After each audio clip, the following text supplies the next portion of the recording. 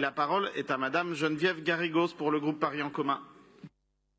Monsieur le maire, mes chers collègues, le 5 octobre 1910, depuis le balcon de la mairie de Lisbonne, la République du Portugal était proclamée, mettant fin à une monarchie qui fut l'une des plus puissantes d'Europe.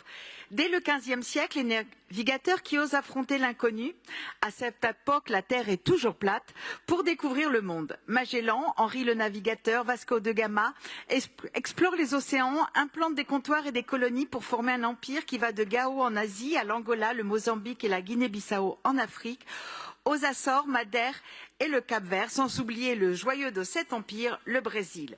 Le vent des Lumières qui souffle sur le XIXe siècle, la propagation de l'espoir de liberté né de la Révolution française, ont raison d'une monarchie constitutionnelle affaiblie, endettée, dominée par l'Église, et au matin du 5 octobre, à la suite d'un coup d'État, le Parti républicain portugais instaure la République. Le nouveau gouvernement prend des mesures émancipatrices qui vont perdurer et transformer la jeune République. Tout d'abord, la laïcisation de l'État, expulsion de la Compagnie de Jésus, fermeture des couvents, interdiction de l'enseignement religieux dans les écoles, abolition du serment religieux lors des cérémonies civiles, ainsi que l'institutionnalisation du divorce, le mariage civil ou l'égalité des droits à l'intérieur du mariage. Et oui, la toute jeune République portugaise est même en avance dans certains domaines sur la France. Mais cette politique anticléricale et décoloniale, une législation visait d'ailleurs à concéder l'autonomie aux provinces d'outre-mer, condition nécessaire à leur développement, eh bien cette législation étant adoptée, elle a rendu ses détracteurs furieux.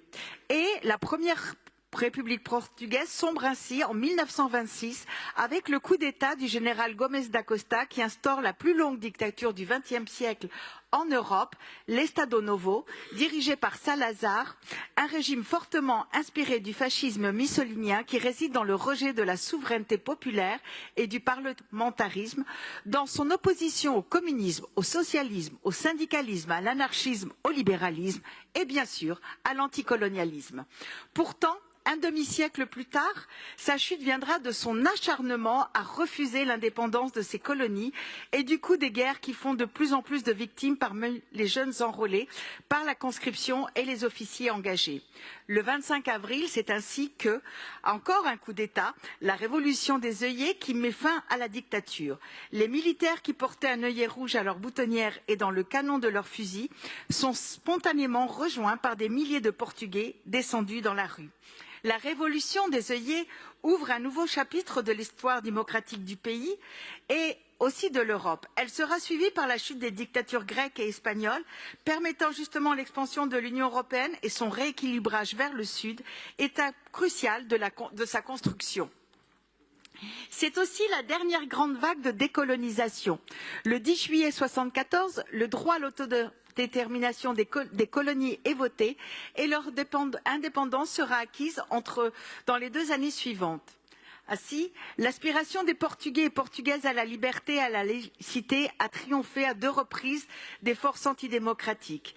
Et en cette année, qui marque les 50 ans d'une révolution pacifiste, la soirée de célébration de la proclamation de la République portugaise, qui sera organisée le 27 avril prochain à l'Hôtel de Ville, aura un parfum particulier, celui des œillets rouges du marché aux fleurs de Lisbonne.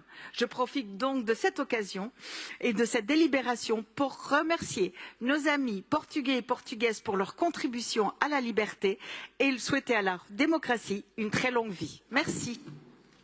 Merci beaucoup.